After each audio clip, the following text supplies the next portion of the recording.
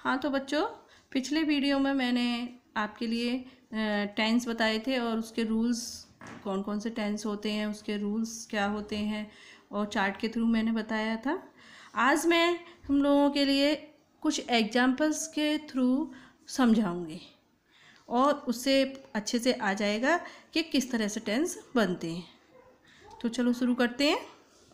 सबसे पहले हम जब टेंस बनाते समय हमें ये देखना है कि ये वाक्य है कैसा और किस तरह से बन रहा है। जैसे राम ने एक प्याला तोड़ा।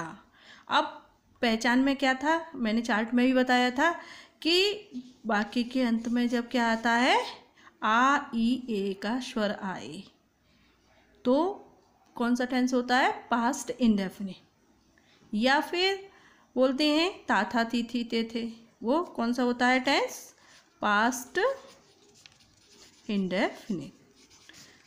अब बच्चों हमने ये पहचान लिया कि हमारा हो गया पास्ट इंडेफिनिट टेंस। अब हम रूल्स को फॉलो करेंगे जो मैंने पहले बताया था, और अच्छे से वो रूल्स जो मैंने पहले बताए थे वो पढ़ भी लिए होंगे, लर्न भी कर लिए होंगे। तो उसी के अकॉर्डिंग सबसे पहले क्या आता है, सब्जेक्ट। तो सब्जेक्ट इसमें क्या है, राधा। उसके बाद वर्ब और या हेल्पिंग वर्ब लिखा हुआ था उसमें, तो इसमें वर्ब कौन सी है, तोड़ना, डूइंग एनी वर्क, तोड़ना। तो यहाँ पर हम तोड़ने की होती है ब्रेक। और उसमें ये भी था कि पास्ट इंडेफिनिट में वर्ब की सेकंड फॉर्म आती है। ये भी हमें देखना है कि ये जो वाक्य है वो एफर्मेटिव है। एफर्मेटिव इसमें नहीं है तो नेगेटिव नहीं है। एफर्मेटिव वाक्य है तो वाक्य की हम क्या लगाएंगे, सेकंड फॉर्म का प्रयोग करेंगे। तो ये क्या है, ब्रेक की सेकंड फॉर्म होती है ब्रोक।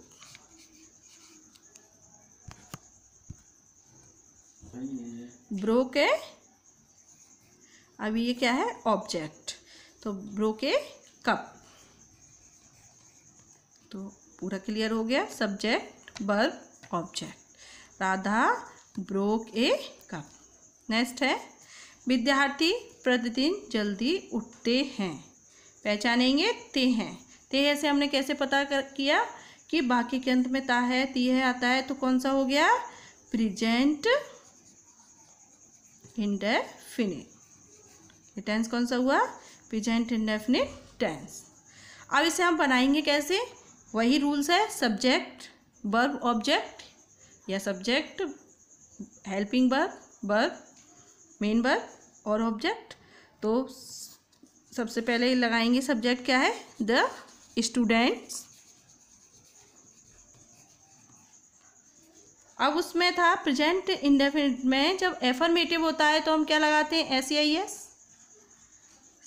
एस लगाते हैं। तो जो एस लगाते हैं, और एस में भी मैंने बताया था कि एस किस में लगता है, एस वो भी मैंने उसमें चार्ट के थ्रू समझाया था। उसमें जब शब्द के अंत में ओ हो, सी एच हो, एस एच हो, तो हम ई एस लगाते हैं, अन्य सभी में एस लगाते हैं। और एस कब लगता है, जब सब्जेक्ट क्या होता है, सिंगुलर होता है। प्लूरल होता है तो हम एस नहीं लगाते हैं। तो स्टूडेंट्स है वो कौन सा है, प्लूरल है, तो हम उठने की लगाएंगे गेट अप। गेट अप या राइज भी बोलते हैं। हमने इसमें एस इसलिए नहीं लगाया क्योंकि ये प्लूरल है। फिर अर्ली, डेली, ये क्या है, अदर्स। उसमें ये भी दिया था subject verb object and other words, यही था रूल्स। नेक्स्ट है, वे आज खेल के मैदान में नहीं जाएंगे। नहीं आया है तो हमें साफ क्लियर हो रहा है कि ये नेगेटिव है। और गागीगे है तो हमने क्या पहचाना कि ये हमारा फीचर का है, फीचर इंडेफिनिट। ठीक, अब वही फॉलो करेंगे। दे, सब्जेक्ट क्या है, दे, और फीचर इंडेफिनिट की क्या होती है बच्चों, विल या शैल। अच्छे से पता है, विल या शैल होती है। आई वी के साथ हम क्या लगाते हैं, शैल, और अन्य सभी के साथ विल, वो उसमें समझाया था। तो ये जो है दे, ये हमारा क्या है, आई भी तो नहीं है, तो हम यहाँ क्या लगा देंगे, विल। ठीक, और उसके बाद नॉट का प्रयोग करेंगे। हेल्पिंग वर्ब के बाद ही हम नॉट का प्रयोग करेंगे। उसके बाद इन द प्ले ग्राउंड, खेल के मैदान की, प्ले ग्राउंड। और अदर्स में क्या जाएगा, टुडे, आज। ठीक, समझ आया। इसी तरह से मैं आगे और भी बताती हूँ। तुम कहाँ जा रहे हो, रहा है, रही है। इससे हमें पता चल रहा है कि ये कौन सा है, प्रेजेंट कंटिन्यूअस।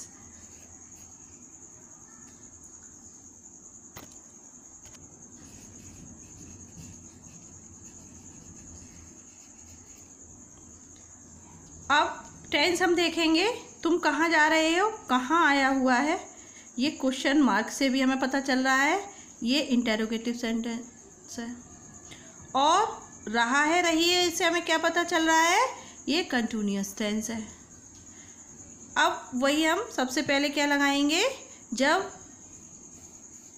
इंटेरोगेटिव होता है, ये इंटेरोगेटिव किस तरह का है, WH वाला है।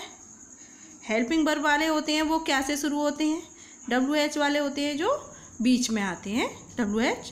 तो कहाँ, कहाँ की क्या होती है, वेयर, वेयर। अब इसमें रहा है, रही में इज, आर, एम और वर्ब की फर्स्ट फॉर्म प्लस ING होती है। तो सबसे पहले हम उसके बाद वेयर, उसके बाद हम हेल्पिंग वर्ब क्या लगाएंगे, सब्जेक्ट के अकॉर्डिंग। सब्जेक्ट क्या है, यू, यू का मतलब प्लूरल है, इसके साथ हम क्या लगाएंगे, आर। फिर आएगा सब्जेक्ट, उसके बाद वर्ब गो, उसके बाद क्वेश्चन मार्क। क्लियर हुआ। और अगर ये इंटेरोगेटिव नहीं होता तो हम कैसे करते, तुम जा रहे हो तो यू आर गोइंग। ठीक, आगे, वह 2 घंटे से पढ़ रहा है। अब इसमें हमने पहचाना, रहा है, आ रहा है, तो कंटिन्यूअस है। जिसमें रहा है, रहा रही होता है वो कंटिन्यूअस होता है, लेकिन रहा रही के साथ इसमें समय भी दिया हुआ है। जो परफेक्ट कंटिन्यूअस टेंस मैंने बताए थे कि रहा है, रही है, उसके साथ जो समय होता है, टाइम दिया होता है, वो परफेक्ट कंटिन्यूअस होता है। और है तो कौन सा होगा, प्रेजेंट परफेक्ट कंटिन्यूअस। तो मैं लिखती हूँ प्रेजेंट परफेक्ट कंटिन्यूअस।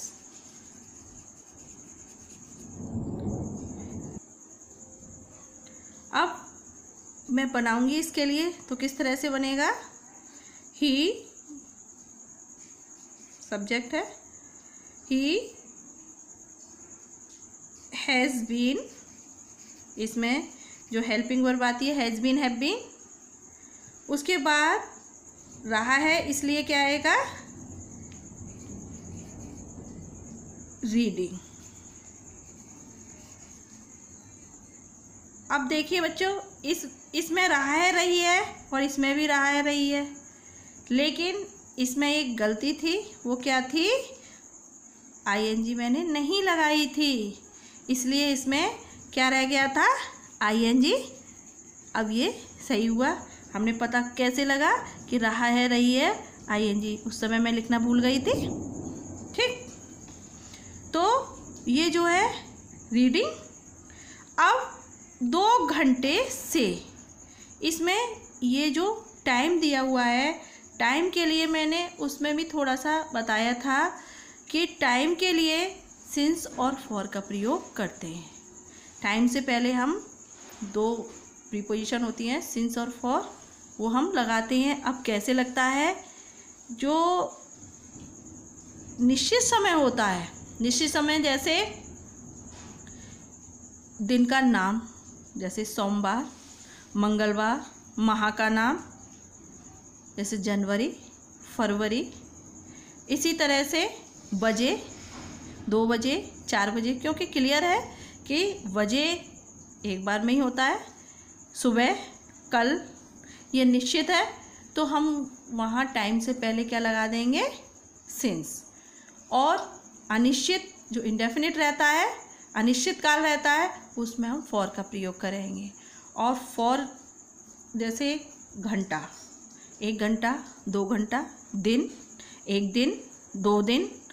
अब दिन तो निश्चित 1 दिन 2 दिन है, अब पता नहीं कौन सा दिन है, क्लियर हो रहा है।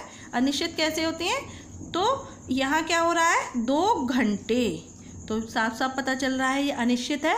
तो यहाँ पर हम क्या लगाएंगे, फॉर 2 आवर्स। ठीक, इसी तरह से एक और है, तुमने अपनी पुस्तक किसको दी है। दी है, दी है भी कह सकते हैं हम इसे, या दे चुके हो। साफ साफ पता चल रहा है, चुका है, चुकी है। और ये कौन सा टेंस है, परफेक्ट है, तो प्रेजेंट परफेक्ट। अब हम चलते हैं, तुमने अपनी पुस्तक किसको दी है। अब WH वाला है और क्वेश्चन मार्क से भी हमें पता चल रहा है, तो किसको, किसको की क्या होती है, हूँ। अब उसके बाद हम क्या लगाएंगे, helping verb. Helping verb subject के अकॉर्डिंग लगती है, तो हैज हैव का प्रयोग होता है इसमें। तो whom have you, और वर्ब की जितने भी परफेक्ट टेंस होते हैं उसमें भी मैंने बताया था थर्ड फॉर्म का यूज करते हैं, तो देना गिवन। थर्ड फॉर्म गिव की होती है, गिवन योर बुक। अब बच्चों योर देख रहे होंगे, योर जो आया है अपने की, योर क्यों आया है, इसमें हिज क्यों नहीं आया, माई क्यों नहीं आया। तो ये जो पजेसिव केस होता है, जो पजेसिव केस है, जो अपने की जो अंग्रेजी होती है वो पजेसिव केस में लगती है, और पजेसिव केस जो होता है वो अपने सब्जेक्ट के अकॉर्डिंग ही आता है। जैसे यू के साथ योर, आई के साथ माई, वी के साथ अवर, दे के साथ देयर, वन के साथ वंस। इस तरह से ये सारे मैंने जो एग्जाम्पल्स बताए, मुझे आशा है बच्चे आप सबको अच्छे से समझ में आ गए होंगे। और ये ज़रूरी नहीं है ये जूनियर क्लास के लिए ही है, ये जो है 9 to 12 के लिए भी बहुत ज़्यादा इम्पॉर्टेंट है। क्योंकि यदि इनकी आइडेंटिफिकेशन, इंग्लिश में जो आइडेंटिफिकेशन अगर हमसे नहीं आएगी तो कभी भी हम एक्टिव पैसिव और नरेशन कभी सही नहीं बना सकते, कहीं ना कहीं हमसे गलती